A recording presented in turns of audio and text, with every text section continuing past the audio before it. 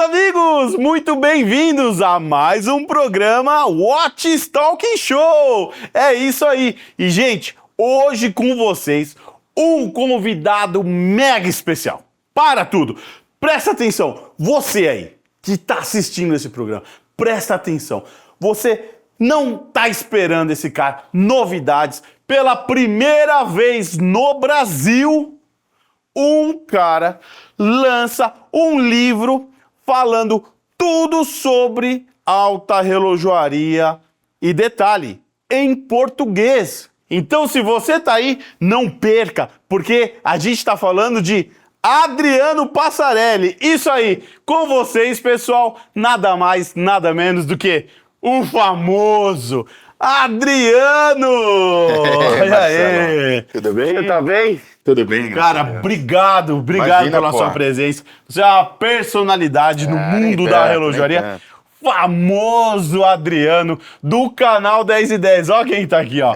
Ó quem tá aqui. Vamos bater um papo super legal, super descontraído. Então não perca, fique aí, acompanhe. Tá no ar? What Talking Show! Fala, Adriano, que prazer ter você aqui. Cara, você é o cara do momento agora, hein? Que bom, que bom. A gente tá sabendo que você é o cara do momento.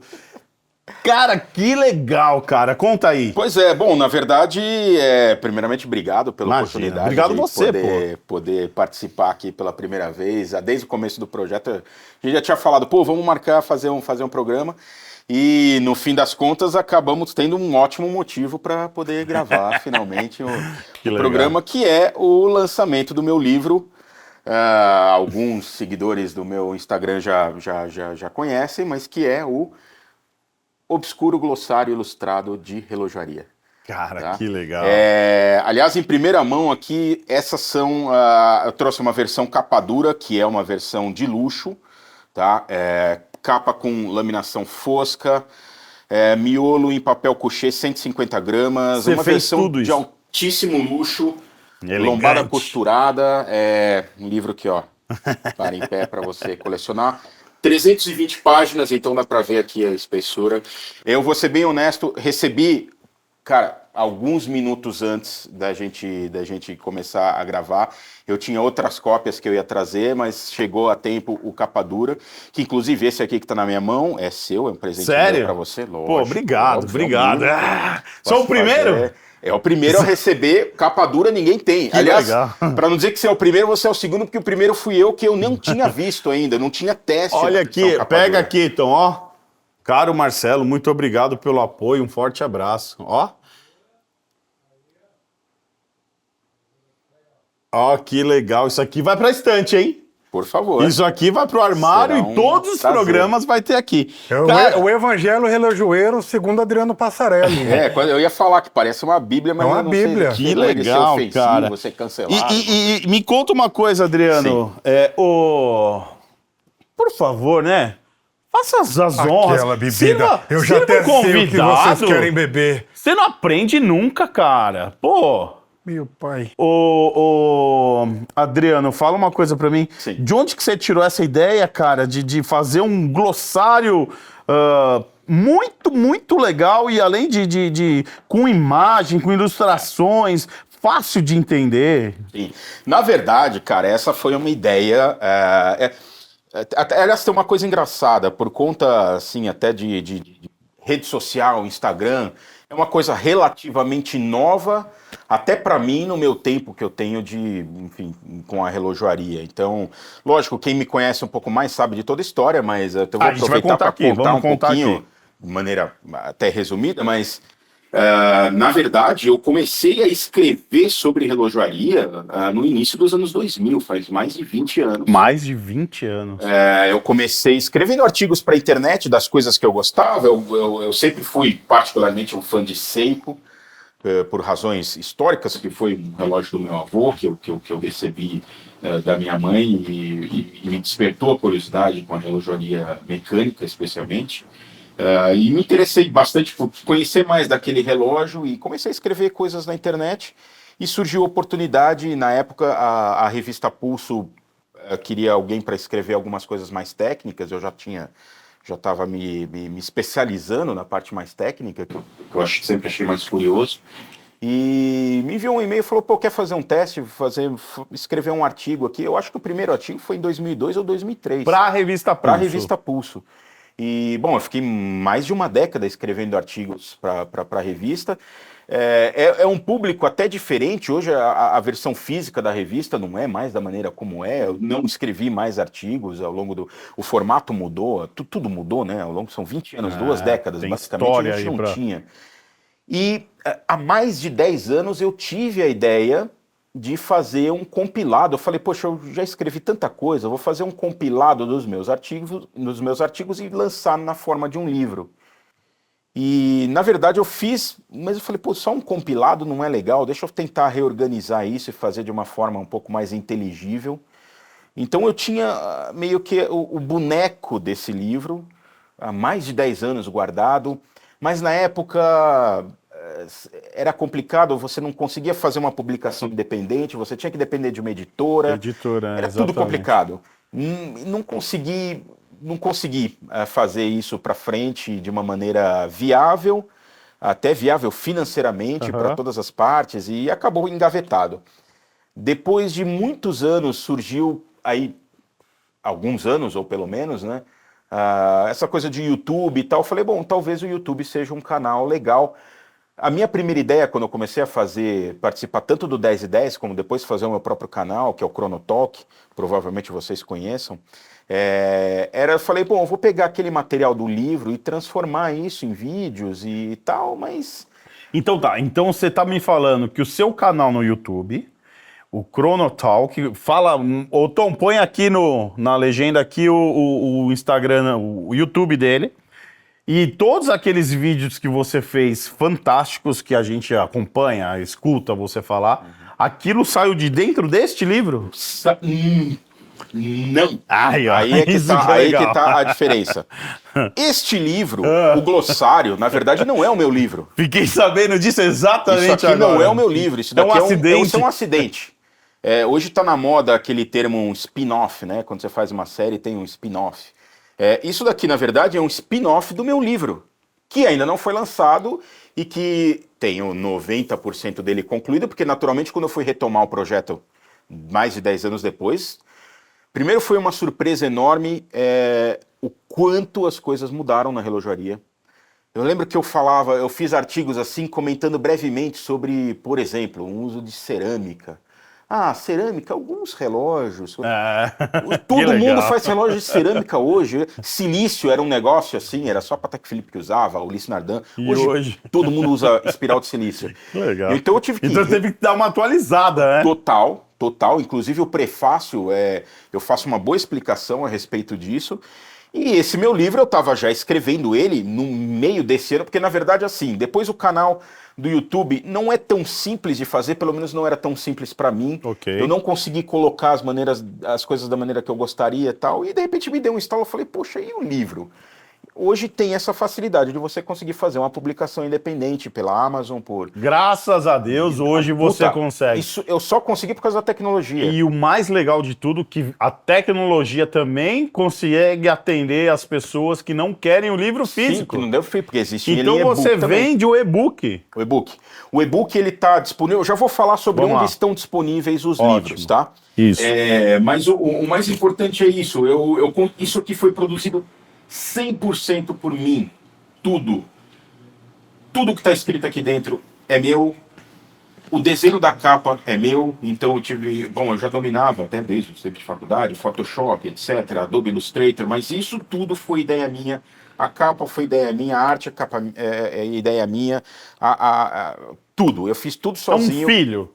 Do início ao final aqui. Basicamente. Isso aqui é... Tudo, zero. Legal. Faz parte da sua história isso aqui, né, sim. Cara? E até eu tive uma ajuda, uma das coisas que era complicante, assim, é que no Brasil a impressão sob demanda não é tão simples quanto é na Amazon dos Estados Unidos ou no resto do mundo. Então a minha primeira ideia foi publicar ele na Amazon. Tanto é que existe a versão e-book, que está disponível na Amazon, mas as versões sob demanda, impressão sob demanda, que é como agora eu consegui disponibilizar, e a gente já vai falar sobre isso, ele tinha que vir dos Estados Unidos. Tá. Muita gente comprou vindo dos Estados Unidos, mesmo assim, eu recebi as minhas cópias dos Estados Unidos,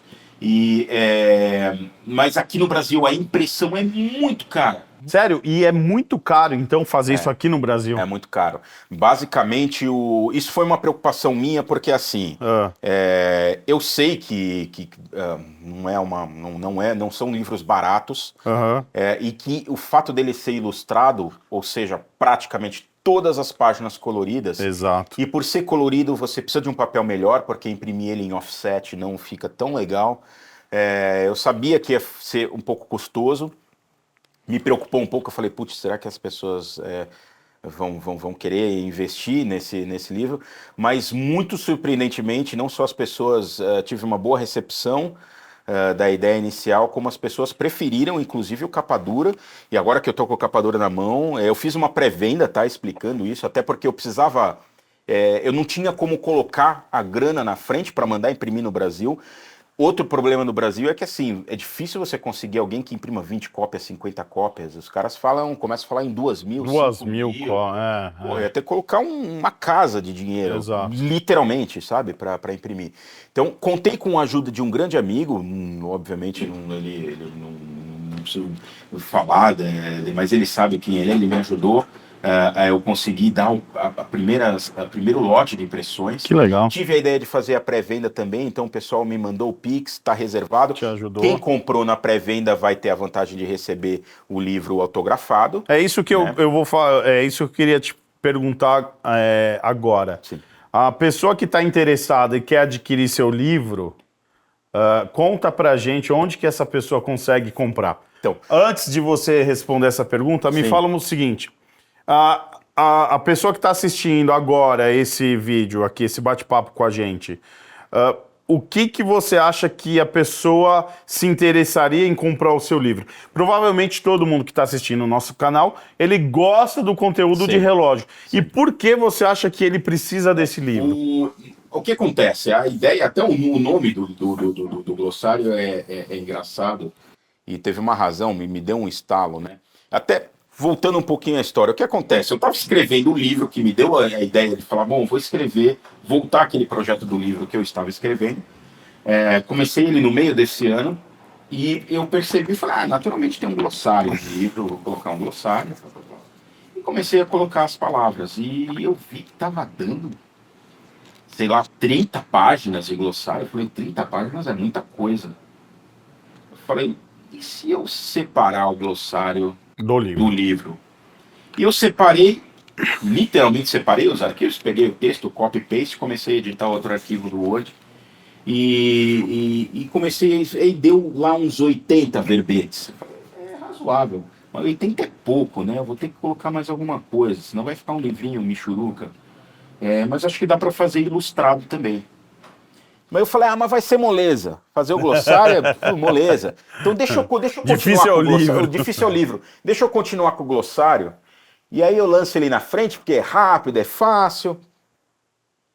Foi um parto fazer isso aqui, porque o que aconteceu? Eu tinha 80 verbetes, então já fica a dica aí. Isso significa que isso aqui nem é o meu livro, minha obra principal. Exato. Minha obra principal tem 90% dela concluída. Eu estou, neste momento, fazendo a tradução, concluindo a tradução do glossário, tá? Porque ele vai ser disponível no mundo inteiro em inglês, e todos os meus livros, no plural, tá? Porque o livro principal é só o principal, e depois eu tenho o esqueleto de pelo menos mais 3 temas diferentes, que ainda naturalmente...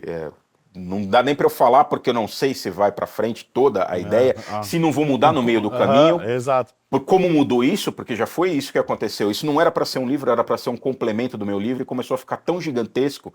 E eu comecei a escrever ele, e eu tenho glossários, vários glossários em francês, em inglês, etc. Inclusive um glossário em português, que eu faço menção dele no prefácio do meu livro. Aliás, recomendo quem já tiver o livro ou quem for ter ele, leia o prefácio, que tem informações importantes, inclusive para a compreensão do conteúdo.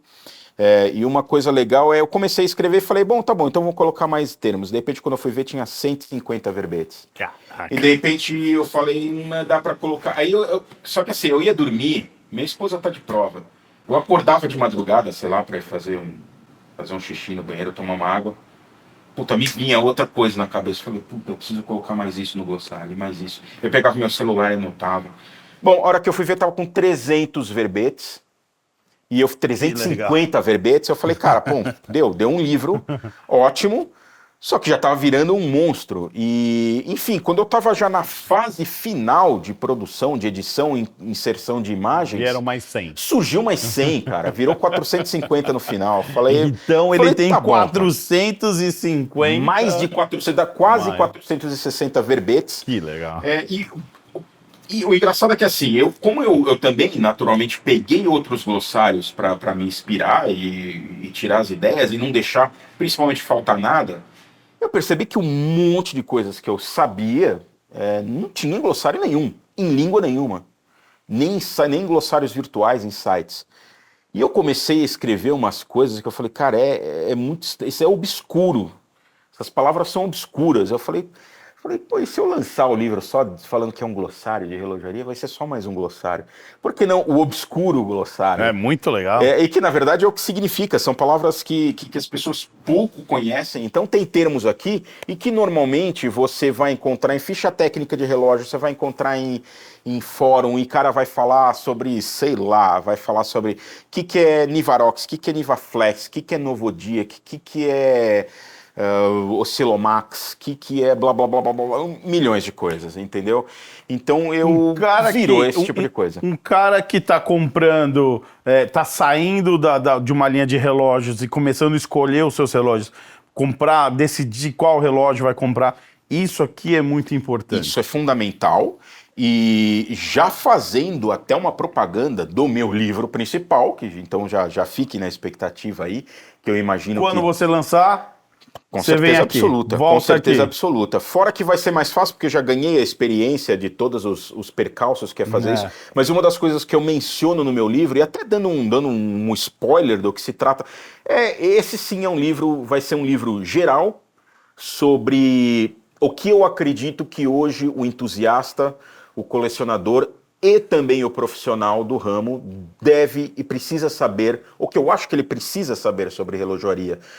Tanto do ponto de vista histórico, brevemente, mas sobre a medição do tempo, sobre a história da evolução do relógio mecânico, mas eu explico mais a fundo como funciona o relógio mecânico, como funciona o escapamento, como funciona o relógio quartz. Isso é legal. O que é um COSC? Não adianta você falar, o COSC é menos 4 mais 6.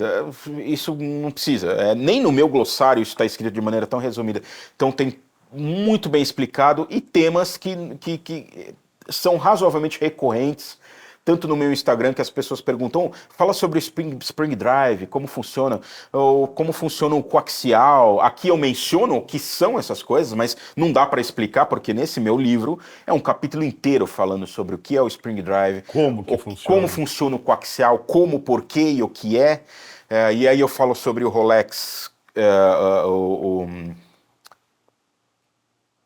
Chronergy, o escapamento Chronergy da Rolex, que é uma coisa que eu fico até um pouco espantado, porque a Rolex sai qualquer notícia sobre a Rolex e todo mundo, meu Deus, vira a internet do avesso e ninguém fala sobre o que é o Chronergy. Eu sei que, óbvio, é uma coisa técnica um pouquinho complicada, mas eu vou falar sobre isso, tem um capítulo inteiro. Então, esses são os conteúdos que vocês vão se deparar na minha principal obra, que muito provavelmente deve ter mais ou menos esse tamanho. E que eu espero dentro de poucos meses estar com ele pronto. Eu tinha um plano de tentar terminar ele até o fim desse ano, mas, putz, eu sei que vai levar um pouquinho mais de tempo, mas tenho planos honestos de até fim de janeiro estar com isso e vai ser a mesma coisa, nesse tipo de formato. E aquela obra eu acho que ela é muito importante para o entusiasta. Eu falo isso no prefácio, que é um negócio legal para você sentar no boteco com seu amigo que gosta de relógio e começar a falar um pouco mais Técnico. Um pouco mais de igual para igual, e entender o que as pessoas falam para você, e uma coisa principal, sem querer dar uma de herói, mas é ajudar, isso está escrito já no prefácio, porque o prefácio já está escrito, 90% do livro está escrito. Eu falo que uma das ideias é eu poder ajudar as pessoas, o entusiasta, o colecionador, a fazer escolhas mais conscientes. Até porque ao longo do tempo eu percebi, assim, hoje a gente tem tanta gente interessada em relógio, mas muita gente caindo em algumas, não diria ciladas, mas alguns blá blá blás de marketing, de marcas. Eu acho que é importante elas comprarem coisas um pouco mais conscientes e Mais pensadas, mais estudadas. mais estudadas. Estudar um pouco antes de investir o dinheiro Antes de investir em... o dinheiro. Exatamente isso. Ah, eu legal. acho que aquilo é fundamental. E eu acho também que é um livro importante para profissionais do ramo que trabalham na parte comercial, até na parte técnica, que por vezes carece, eu vejo... De informação. Carece de informação. Isso, e o mais legal de tudo, o seu livro, o glossário, ele veio para isso. Veio pra isso. A gente desenvolveu e resolvemos criar esse canal esse programa para levar conteúdo em português. Exatamente. Porque em língua, se você for pegar em inglês, tem um monte de Tem um programa, monte a de Rodin, que é um canal sensacional. Sim. Em português a gente não tem. Não Então tem. a gente veio para desenvolver, veio para ajudar, para agregar. Sim. E você agora lançando esse glossário, o seu livro, cada vez mais, isso é uma parte... Uma ferramenta. É uma Super ferramenta. importante. Este conteúdo não tem glossário em nenhuma língua. Nenhuma língua. Não tem em francês, não tem em inglês, não tem um glossário desse tamanho, com esse tipo de nível de informações e extremamente atualizado, porque eu falo de coisas que foram lançadas basicamente no início desse ano, 2023. legal. Olha só. Você não encontra. Super Glossário atual. muito moderno que você vai ter tem mais de 10 anos. Então, uma das coisas, aliás, aí, lógico, fazendo aí a propagandinha, onde que você vai encontrar esse glossário? Existe a versão e-book dele que eu particularmente recomendo. E muita gente que comprou o livro físico, comprou o e-book, por quê? Por ser, na verdade, um material até de consulta, né? Porque é como um dicionário, fácil acesso. você consegue ter acesso dele no celular. seu celular a hora que você quiser. A pesquisa é super fácil, porque tem índice, você clica na letra lá, ele é organizado em ordem alfabética, você clica na letra, tem todos os verbetes lá. Muita gente comprou o livro físico para guardar e o livro em e-book. O e-book está disponível na Amazon.com.br, tá? Inclusive, quem tiver assinatura do Kindle Unlimited consegue ler o livro de graça. Tá? Consegue ter acesso a ele de graça em todas as páginas. Está disponível também na Amazon no mundo inteiro. E no Brasil, as cópias físicas em capa comum ou capa dura estão disponíveis na loja da Uiclap, que é uma das plataformas no Brasil que trabalham com impressão sob demanda. Na Uiclap é só capa comum. Então é loja.uiclap.com, você digita lá o título do livro ou o meu nome, Adriano Passarelli, vai aparecer ele. Se você colocar só relojoaria, provavelmente vai aparecer, essa é a vantagem, é fácil porque não tem outras coisas escritas Que legal. assim. E a segunda plataforma onde você consegue adquirir também, os preços são muito semelhantes, é no Clube de Autores, www.clubedeautores.com.br, mesma coisa, e lá está disponível em capa dura e capa comum. Essa capa dura aqui, inclusive, é exatamente a mesma que está disponível lá. Eu fiz uma pré-venda, tá? Então, dos livros autografados, ela já se encerrou, todas as impressões já comecei a enviar esta semana, o pessoal vai começar a receber. Então, agora, quem quiser adquirir ele, realmente é só diretamente lá na loja, vai receber mais rápido, até porque no momento, né, não tenho estoque desse livro. Mas Porém, ainda há uma alternativa para quem quiser esse livro em suas mãos, diretamente das minhas mãos, como na é que versão de luxo, capa dura. O que vai acontecer? A gente vai fazer um pequeno coquetel de lançamento e autógrafos. Uma né, noite em parceria, uma noite de autógrafos Que em parceria legal. com o Marcelo aqui. É da isso Watches aí, SP. merece. Ele merece. Fico super grato porque, sinceramente, eu falo, eu não sou... eu sou até muito honestamente, não sou um bom publicitário de mim mesmo, então agradeço a ajuda do Marcelo em tornar isso... Eu, na verdade, fiquei já muito feliz com a recepção. Fiquei bastante surpreso, muito honestamente. Fico até muito lisonjeado com o que a galera aceitou, compartilhou nas redes exatamente, sociais. e principalmente por... o que eu falo, não sei se... aliás, pouca gente sabia que, na verdade, isso nem é a obra principal. Isso aqui é só é uma ajuda que quem for ter os meus próximos livros vai ser muito importante. Que legal, Então, cara. o primeiro, como eu falei, minha principal obra deve estar disponível dentro de alguns mesezinhos. Vai também ter tradução dele. E depois eu tenho planos já bem razoáveis, um esqueleto bem montado, de pelo menos mais 2 livros, quem sabe 3. Olha que legal. Tá? Um deles como eu falei, eu ainda nem vou anunciar títulos e tal, mas é uma coisa. Também são coisas que não tem escrito nem em português e tenho quase certeza que não tem escrito em nenhuma língua. Que não é legal. nada sobrenatural, mas é coisa que nunca ninguém parou para escrever, são coisas que eu gosto e que eu consegui reunir. Me deu a ideia, porque também mesma coisa, isso ia fazer parte do livro. E eu comecei a lembrar Vai e anotar e ser falar, algo peraí, mas tem inédito, isso. tanto no Brasil quanto no Exatamente. mundo relojoeiro. Marcelo, Espero que sim. é o Paulo Coelho orológico. Quem É o dera. Paulo Coelho. Quem dera, Só quem sabe, best-seller, em cima de Então best-seller. convida o pessoal aí, Adriano, quem está assistindo a gente para participar da sua noite de autógrafos. É isso mesmo. Então a gente vai ter essa noite de autógrafos no dia 30 de novembro. Então, 30 de novembro agora. 30 de novembro. Lógico, o número é limitado de participantes, assim como o número de cópias, mas é a chance, quem quiser ainda ter uma oportunidade de comprar esse livro diretamente conosco, autografado. Essa aí só na versão de luxo, tá? A versão de capa dura, que eu realmente recomendo. Olha, novamente sendo muito sincero, eu sei que a versão eu na verdade achei que o que mais venderia fosse o e-book, foi o que menos teve interesse. Todo mundo quer Todo ter mundo isso quer aqui. ter. Eu fiquei também super lisonjeado que muita gente quer ter o livro do Adriano. Eu não sei, realmente fico sem palavras. Muita gente queria ter o livro meio que assim. Nem sei o que você escreveu, mas se foi o Adriano que Não, escreveu, Adriano, eu quero. Exatamente. Foi uma surpresa para mim também. Depois de tanto tempo fazendo isso, que teve essa recepção. E no fim das contas, eu falo para vocês, a maioria do pessoal optou pelo capa dura. E agora que eu tenho a capa dura finalmente na mão, porque a produção dela é demorada, dá para ver, puta, é costurado. Eu fiquei Ficou feliz. eu não acreditei quando eu vi isso aqui. Realmente, olha, vale a pena o capa dura no lugar do capa comum. Muito honestamente. O capa comum, o tipo de papel, até explicando, o capa comum, ele é disponível em papel couché 90 gramas. A diferença é mínima, tá? Mas quando você pega página por página na mão, você sente o papel mais fino, mas é couché do mesma maneira, então ele é um couché semifosco, com altíssima resolução de impressão a cores. As imagens são E super nítidas. durável essa. Eu fiquei muito contente. Estou bastante, aliás, até elogio totalmente gratuito, mas a qualidade desses livros oferecidos. Eu sei que o da Wiclap também, mas o Wiclap é só capa comum. Mas esse capa dura aqui oferecido pelo Clube de Autores, simplesmente sensacional, até porque as Surpreendeu cópias... suas expectativas. Muito. Então tá? você que tá aí vai gostar bastante. Adquirir aqui, ó, Obscuro Glossário Ilustrado de Relojoaria. Então tá aqui.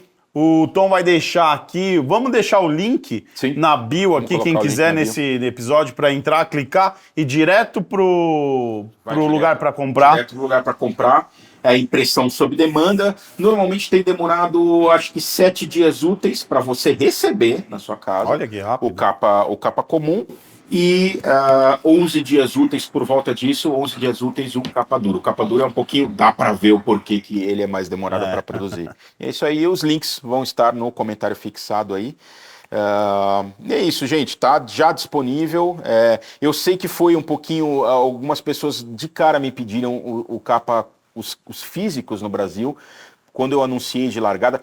É tudo novo para mim. Foi tudo novidade, eu não sabia como fazer nada, como eu falei, vou exagerar, eu mal sei escrever isso aqui, quanto mais publicar e fazer tudo mais, então eu corri fazendo na Amazon, as opções no Brasil eram um pouco mais difíceis, me bati horrendamente com gráficas, lidar com gráfica no Brasil é um negócio, foi um inferno, tanto é que no fim das contas acabou não dando muito certo.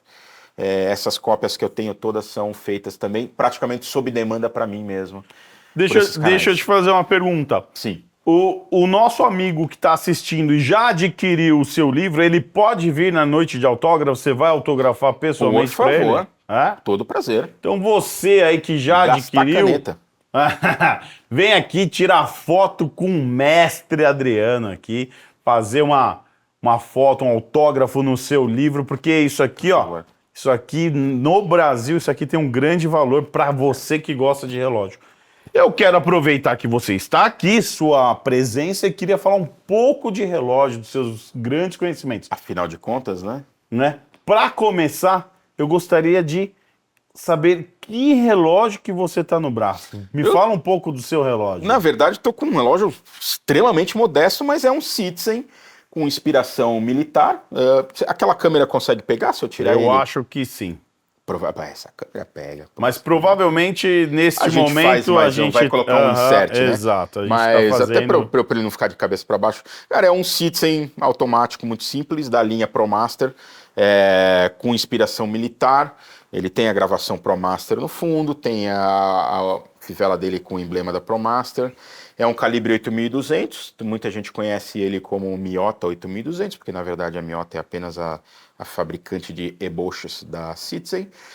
É um relógio, a coroa tem assinatura ProMaster, é um relógio meio da década de 2000, que até onde eu sei ele só foi disponibilizado para o mercado europeu. Tem alguns modelos muito parecidos no Brasil e em outros mercados, mas eles já eram EcoDrive e eu queria um automático. Eu lembro de ter visto uma foto, enfim, vasculhei na época, faz por volta de uns 20 anos que eu tenho esse relógio, vasculhei e consegui achar ele na Alemanha. Então esse relógio é um relógio simples, mas que eu acho particularmente muito bonito e enfim, é um Citizen calibre clássico. E o mais legal é que quando a pessoa entende o que ela está comprando, faz mais sentido para ela. Sim. Olha que legal isso. Você sabe o que você está usando, você sabe que você foi atrás, você sabe que mercado que estava. Sim. Isso é muito legal, cara. Fala um pouco para mim, assim, bem rápido, o que você acha da máquina Miyota? Olha, ela é uma máquina excelente para o que ela se propõe. É uma máquina barata. Até eu tive um grande amigo, ele sabe de onde que ela é? Ela é uma máquina japonesa, é uma máquina Citizen, tá? A Miyota nada mais é do que a fábrica de mecanismos da Citizen. Com a diferença que os mecanismos que ela fornece para dentro da Citizen vêm assinados Citizen e os que ela fornece para fora vêm assinados Miyota. Então, por exemplo, se eu quiser fazer um relógio hoje, fabricar um relógio, eu posso comprar mecanismos, eu vou comprar eles como Miyota. Uhum. E até fazendo um paralelo, até um amigo meu, isso é semelhante com o que ocorre hoje com os mecanismos da Citizen de entrada, com os famosos NH35, que são fabricados pela TMI, que na verdade nada mais é do que a Time Module Industries, que é uma empresa que fabricava mecanismos a quartz em Hong Kong, foi comprada pelo grupo Seiko e hoje ela fabrica os mecanismos da Seiko, projetados pela Seiko, mas ela fabrica para terceiros. Então, por exemplo, você tem hoje os Seiko, um classicão de entrada que usa o calibre 4R35, todos os calibres 4R são os mesmos do NH 35, 34, 36, só que para vender para fora eles vêm com essa nomenclatura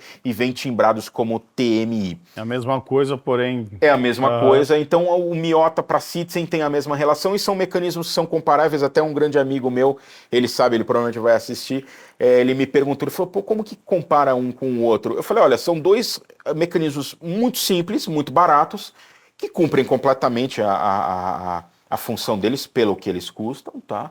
São confiáveis, são robustos. O 8500, o 8200, o Citizen, né, o Citizen Miyota, sempre achei ele um pouquinho mais preciso que os Seikos de entrada mais antigos, pelo menos baseado na minha experiência que eu tive com vários desses relógios. Mas hoje esses Seikos NH, 4R, eles são muito bons também de precisão, com a vantagem que hoje o Seiko larga um pouquinho na frente pelo fato dele aceitar a corda pela coroa, como o Miyota sempre aceitou. E o Seiko ainda por cima tem o REC, né, a função de parada do segundeiro quando você puxa a coroa, coisa que o 8200 ainda não tem. Me dá alguns exemplos de marcas famosas que usam Miyota, que você aconselharia. Bom, vamos lá, por cima. Por cima, olha, muitas as mais marcas... famosas. Olha, Eu vou falar um que na verdade não sei se todo mundo sabe, mas o MBNF, o Mad One, que é um MBNF, todo mundo sabe quem é MBNF, Max Boozer and Friends, que é um dos mestres relojoeiros assim, da relojoaria, da alta relojoaria moderna. Exatamente. Quem é órfão do 10 e 10 pelo Greg vai saber o que é. O Greg vai saber exatamente. Os órfãos. Volta 10 e 10. Ele fez essa versão, uma versão, ele até conta, aliás, tem uma entrevista muito boa, até recomendo também, uma entrevista que o Trevor do Relógio Sem Fronteiras fez com o Max Boozer. E o Max Boozer fala qual foi a ideia por trás do Mad One, que era, ele falava, poxa, eu faço relógios tão caros que os meus amigos, meus familiares não têm condição, ninguém que eu conheça tem, é só os meus clientes que podem comprar.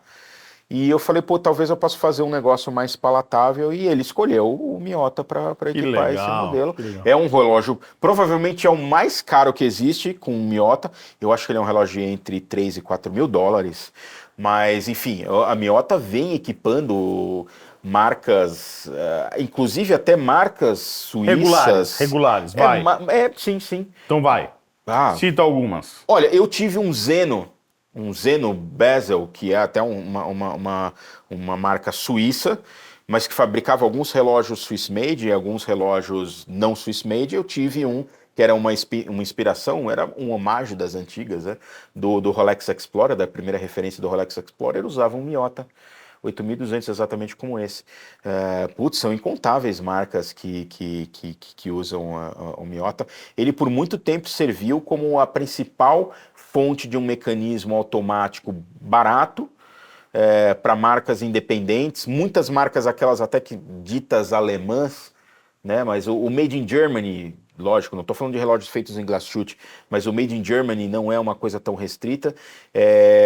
Várias marcas dessas até utilizavam montados na Alemanha. Então, o Zin, por exemplo, é in-house ou... Não, o Zin é outro nível. O Zin, ele é uma marca fantástica. Quem tem o livro vai ver que eu citei o Zin várias vezes. Vai até falar, pô, esse cara deve ter sido patrocinado. Bom, quem dera eu tivesse um Zin. Mas o Zin é o quê? Suíço ou alemão? O Zin é alemão. Mas ele usa os seus mecanismos, a maioria deles são base ETA, são bases suíças, mas eles têm o direito de montar essas máquinas na Suíça, ou melhor, montar essas máquinas na Alemanha, controlar na Alemanha e receber o relógio inteiro. Que é uma marca que eu gosto muito e tem várias tecnologias que eu acho muito bacanas. É um ótimo relógio, mas sim, as máquinas, as bases delas são ETA, que são suíças. Mas é a mesma coisa com o Swiss Made. Aliás, no glossário eu explico exatamente quais são as regras do Swiss Made. De maneira resumida, no meu livro principal isso é muito mais amplo, mas é a mesma coisa. Na verdade, para um relógio ser chamado de Swiss Made, vocês deveriam saber que... Mas quem não sabe? Quem não sabe, ele não é 100%. Rapidinho. Só uma parte ele do não é seu... 100% feito na Suíça. Você pode chamar o relógio, ele tem o direito de receber o Swiss Made, ou Swiss, ou qualquer coisa que faça menção ao fato dele ser um relógio suíço, mesmo que ele tenha partes fabricadas em outras localidades. Nem necessariamente precisa ser na Ásia, etc. Durante muito tempo, inclusive, caixas em ouro, a boa parte dos especialistas em fabricação de caixas de relógio em ouro eram francesas e italianas. Então os relógios suíços... em ouro, muitas vezes a caixa é italiana ou a caixa é francesa. Aquela história do ouro italiano. A gente pega muito relógio que aparece em ouro italiano. Qual que é essa história? Isso é meio conversa para dizer que... O ouro é 14, não tem uma história? É que, na verdade, assim, até onde eu sei, existe uma boa parte, o pessoal falava que são réplica italiana. Eu já vi relógios assim, particularmente Rolex, que usava uma máquina ETA, mas o relógio por fora ele era de ouro, se você fizesse o teste de ouro.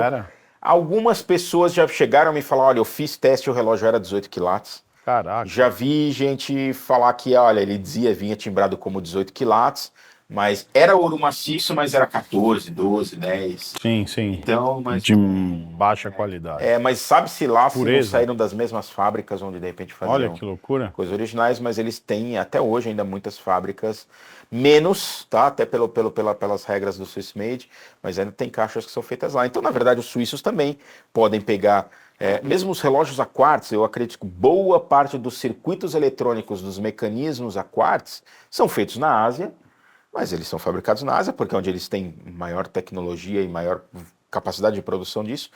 Ele vai para a Suíça, monta o mecanismo inteiro, o mecanismo passa a ser Swiss Made, dentro de uma porcentagem, normalmente de 60% de valor agregado. Tem que ser suíço, feito na Suíça. na Suíça.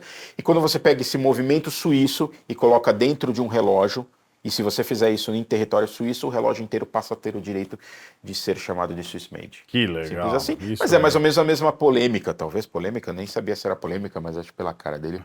Marcelo, tem que falar pro pessoal que tá assistindo, não tem teleprompter, não tem roteiro, é da cabeça do homem.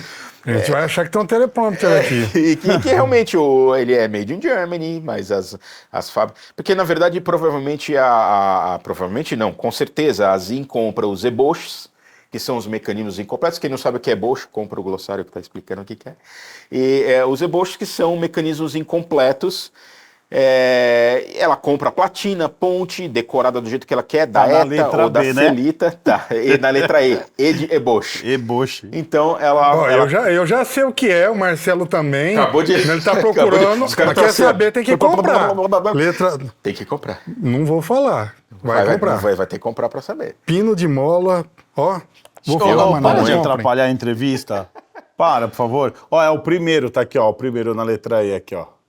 Tá. E no fim das contas ela faz, por exemplo, por boa parte da rodagem, eu sei que escapamento e tal, ela faz com alguém na própria Alemanha. Então isso é Que feito legal, lá, cara. ele monta lá. Você conseguiu até um mapinha aqui, ó. Que legal. Essa é uma antiga fotinho da antiga e-Boschs SA. Cara, me fala rapidamente sobre a máquina ETA. O que você tem Olha, pra nos dizer? Na minha opinião, ainda... 90% do... Sim. 90% da relojoaria, Da relojoaria. suíça usa... 90 seria um número... Qual o Hoje número? menos, eu acho que hoje menos, tá? Existe uma razão para isso. Essa razão também, adivinha onde que está explicada essa razão? No livro. É no livro. Mas no glossário está explicado de maneira mais ou menos resumida, porque é um glossário, afinal de contas. Aliás, para um glossário, eu tive que me controlar absurdamente, porque eu não queria fazer nem assim um glossário, por exemplo, você escrever lá, cristal. O que é O cristal? bom é que aqui ele não tá se controlando, ele tá falando. não e é é. isso aí. É, a é, gente quer informação. Eu coloco lá, cristal. Aí tem glossários que são assim, cristal, lente que cobre a face do relógio. Porra, não dá pra fazer só isso, senão ia ter 450 verbetes e 20 páginas, não dá, eu tive que escrever mais. Mas eu tenho que me controlar para que cada verbete não virasse um capítulo. Então, eu falo um pouco sobre a história da e-Boschs SA e a história da ETA, mas é brevinho no glossário, mas no livro principal essa história está contada por completo, de maneira muito resumida. A indústria... a ETA ela é um conglomerado de vários fabricantes de mecanismos antigos que se juntaram separaram, juntaram e separaram. Isso é histórico em toda a história da relojoaria suíça no século XX. Uma coisa que é engraçado, muita gente tem uma surpresa, fala assim, nossa, mas tem tanta coisa terceirizada na indústria relojoeira. A indústria relojoeira, a indústria relojoeira suíça, ela é baseada num sistema de terceirização e horizontalização da produção, ou seja, pessoas que são especializadas em mostradores fazem só mostradores e fabrica para quase todo mundo. Exato. Quem é especializado em ponteiro faz ponteiro e por aí vai. Quem teve a oportunidade de visitar essas fábricas sabe o que você está falando. Sim. Realmente foi isso.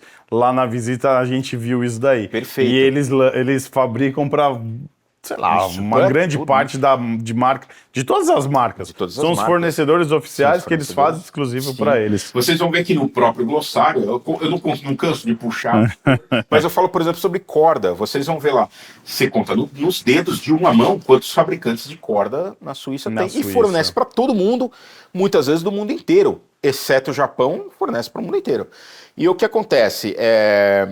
Muitos fabricantes se uniram em grupos No final da história, nesse vai e vem, crise do quartzo, blá, blá, blá, blá, blá, restou a ETA, que era originalmente a fábrica, mais ou menos, fazendo um paralelo mais ou menos, da mesma maneira que a Miyota é a fabricante de mecanismos da Citizen, a ETA era a fabricante de mecanismos da Eterna. Olha que legal.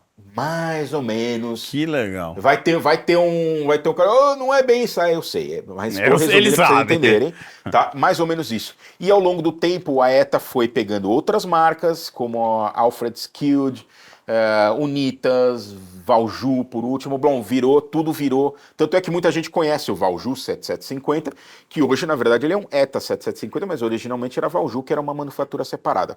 O que acontece? Com o ressurgimento, o reflorescimento da relojoaria mecânica na década de 70, após a crise do quartzo, haviam poucas opções, e as mais confiáveis ainda, e de certa maneira de um custo palatável, eram as fornecidas pela ETA, como a ETA 2824, 2892, eram também as mais modernas, foram as últimas máquinas a serem desenvolvidas antes de todo mundo explodir, inclusive a 7750.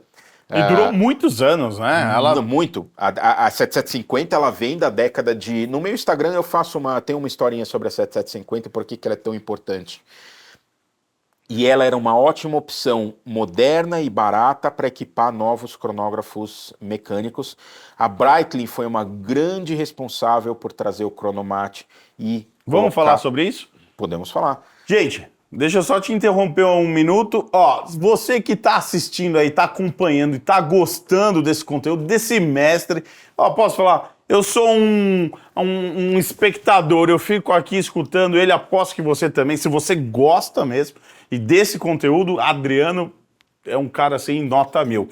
Então, o que eu vou precisar fazer? Vamos fazer o seguinte, vamos para um próximo episódio, você que está nos assistindo, não perca, nossa segunda parte não vai demorar, a gente precisa, para poder, questões tanto de YouTube, quanto de desenvolver também, aposto que o Tom também precisa para poder editar isso daí, vou falar nessa câmera aqui. Então fica aí, acompanha, compra o livro dele, do Mestre Adriano, entra aí no link, faz a compra. Se você quiser participar da noite de autógrafos dele, vai ser dia 30 de novembro em Pinheiros, tá? Vai estar nas redes sociais, você pode ver, tanto aqui no canal dele. Fala de novo o seu Instagram aqui pro pessoal. Meu Instagram é o ARP Watches, tá? E também, muita gente também me conhece como o Chronotalk, mas o Chronotalk é o nome do canal do YouTube, do Instagram, ARP Watches, que na verdade é meu nome, simplesmente. Clica aí, segue o cara, ele é brabo, o conteúdo dele é muito legal. E é isso aí. Então, até daqui a pouco. Se você tá aqui até agora, curte, comenta, compartilha. Se ficou dúvida, escreve aí nos comentários que ele vai responder, tá bom? E quem sabe a gente faz uma próxima entrevista aí com ele quando ele lançar o livro dele. Valeu, pessoal. Fica aí e não perde nada. Valeu, abraço.